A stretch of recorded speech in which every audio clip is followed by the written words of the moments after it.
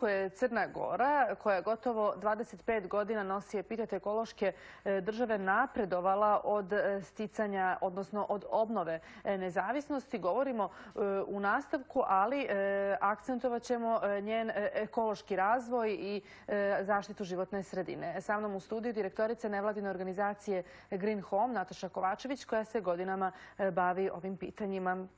Nataša, dobro jutro i dobrodošla. Dobro jutro i hvala na poziv. Hvala svakako. Mi smo inače imali namjeru da napravimo jedno uključenje sa ulice, ali obzirom da je danas onako baš kišovito, ovako je bila jedna iznenadna posjeta studiju.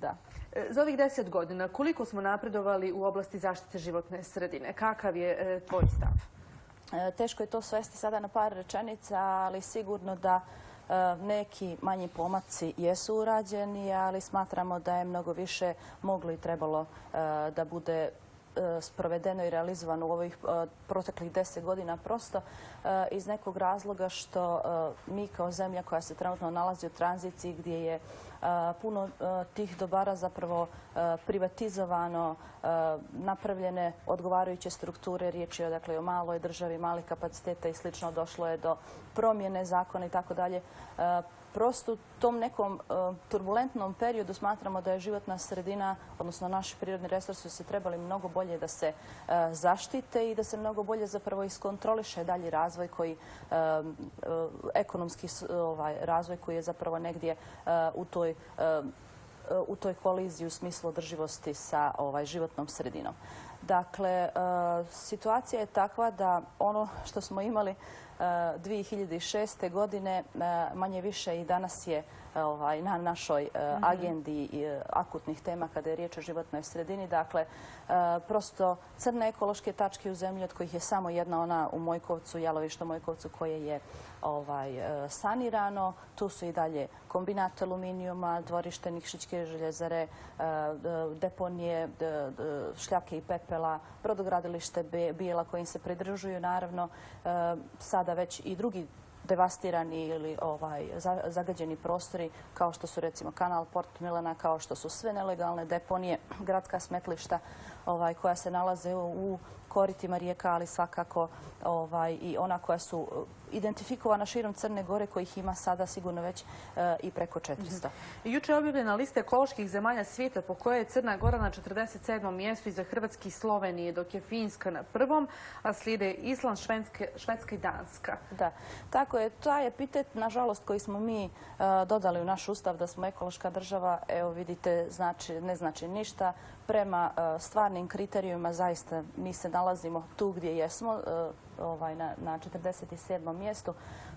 Tako da ovo nam je samo pokazatelj da zapravo mi onu misiju sebi najvažniju koju smo dali, a koja je u našem ustavu, nismo uspjeli da ispunimo. Međutim, s druge strane, ja sam uvijek optimista i smatram da je ovo nešto što još uvijek ima vremena i može da se popravi. Dakle, najmanje što možemo da uradimo, to je da se brinemo o trajnim devastacijama. Dakle, da se trajne devastacije u životnoj sredini ne dešavaju. A kad kažete trajne devastacije, onda mislite zaista na, recimo, gradnju objekata, koje jer jednom kad izgradite jedan prostor kao što je naša obala, u tom slučaju to je trajno devastirani prostor, tu više malo šta možete da uradite. Ili recimo u slučaju pregrađivanja rijeka, hidroelektranama i tako dalje. Druga veoma značajna pitanja koja trebaju da se riješe u Crnoj Gori tiču se također implementacije principa zagađivač plaća. Dakle, to je nešto što smo mi već transponovali u naše zakone i apsolutno ne postoje, da kažemo, neke veće prepreke za primjenu ovog principa. Integrisane dozvole za velike zagađivače su, nažalost, u našoj zemlji odložene.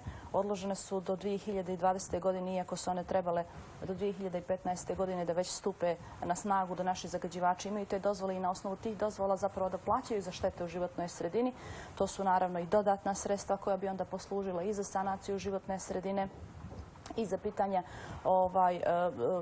dakle, bilo na tom lokalitetu ili drugim lokalitetima, ali nažalost ovo još uvijek nije ispostavljeno, nego je odloženo. Neki manji zagađivači, nekoliko njih zapravo, ali to su zaista firme manjih kapaciteta, jesu izvadile ove dozvole, ali mi zaista govorimo ovdje o nekim većim zagađivačima kao što su željezara, kao što je kombinat aluminijuma, kao što je termoelektrana. I sada već kad govorimo i o velikim tim zagađivačima, možda i treća činjenica koja je jako važna jeste da zemlje u svijetu napuštaju danas sve više upotrebu fosilnih goriva. Dakle, do 2050. čak prema nekoj putu Evropske unije one bi trebale da se svedu na onih idealnih 0%, dakle da se koriste sva energije koju proizvodimo da ona dolazi iz obnovljivih izvora energije. Pa ste možda mogli vidjeti prije nekoliko dana bila je informacija da je u Njemačkoj potpuno energija koja je dobijana u sistemu dolazila iz obnovljivih izvora energije, dakle 100%, a Portugal je sad u posljednja 4 dana cijelokupnu energiju dobio 100% iz obnovljivih izvora.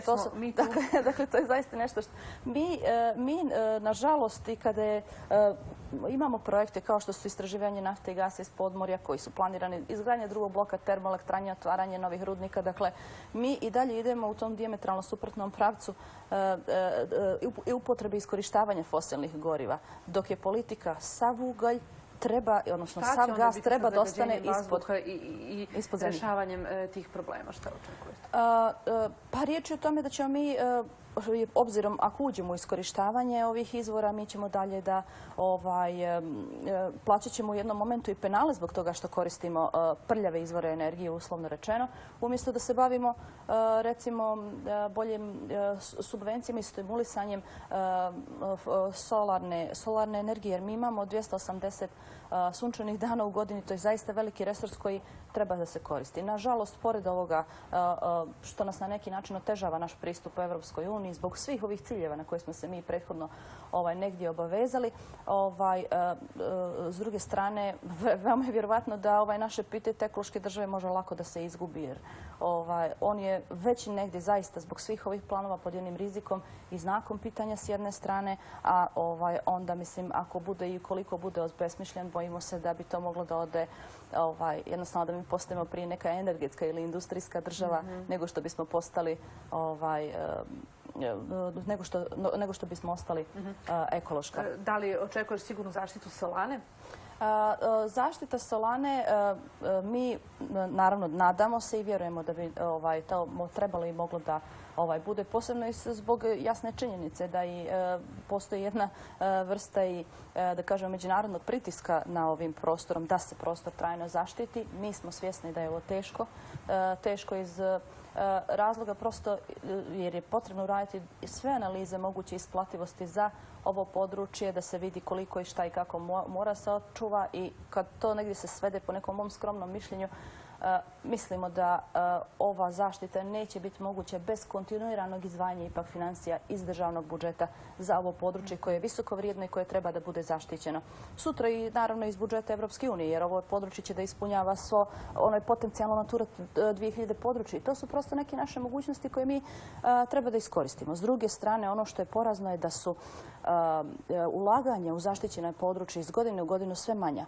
Pa tako sada, recimo, u 2015. godini ukupnom budžetu za sva zaštićena područja država je učestvovala samo 24%. Dakle, i to prosto u državama u Evropi, ali i šire, ne da nije prepoznato, nego je prosto neizvodljivo. Možda za neka baš ekstremno atraktivna područja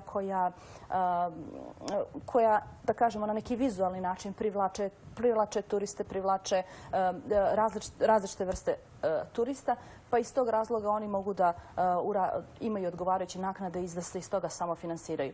Naša prirodna područja imaju vrijedne odlike, imaju taj čisti genetski materijal reliktnih, rijetkih, ugroženih vrsta, dakle, ali one sve, znate, ne moraju da budu toliko atraktivne. Jesu za one koji poznaju biodiverzitet, koji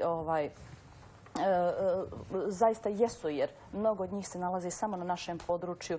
Dakle, stenoendemi nisu prisutni nigdje drugo u svijetu, neki su i one su sve zaista rijetke, nose taj čisti genetski istorijski materijal i iz toga razloga ta područja, odnosno cijela ta područja treba zaštititi. Država mora da ulaže prosto da bi se obezbijedio taj kontinuitet održanja tog područja zbog koga je zaštićen. Kratko, samo za kraj, na šta bi trebalo da budemo ponosni?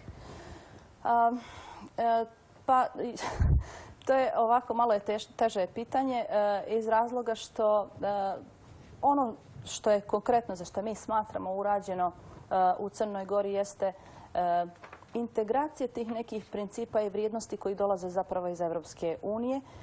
Dakle, već postoji nekakav zakonodavni okvir, institucionalni okvir, koliko toliko, pitanje samo stvar sprovođenja. A to su baš ovi principi, recimo u oblasti krivičnog prava, da je za ugrožavanje životne sredine, za vršenje nesavjesne dužnosti u životnoj sredini, za uništavanje različitih biljnih životinjskih staništa i slično.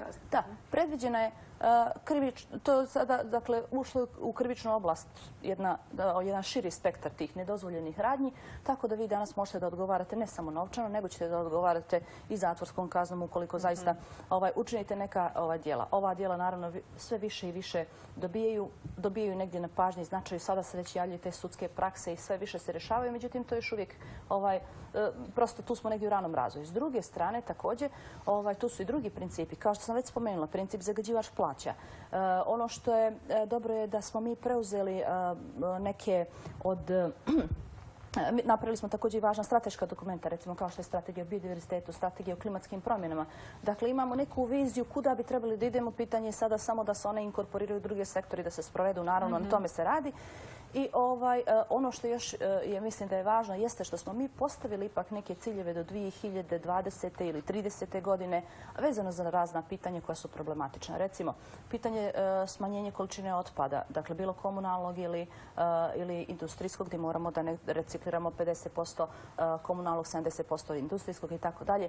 Ili neka druga pitanja, recimo vezana za klimatske promjene, da ćemo da smanjimo emisije gasova staklene bašte za 40% 2020. ili da ćemo poboljšamo kvalitet voda i slično. Dakle, to smo sve preuzeli, to je sada u našim zakonima.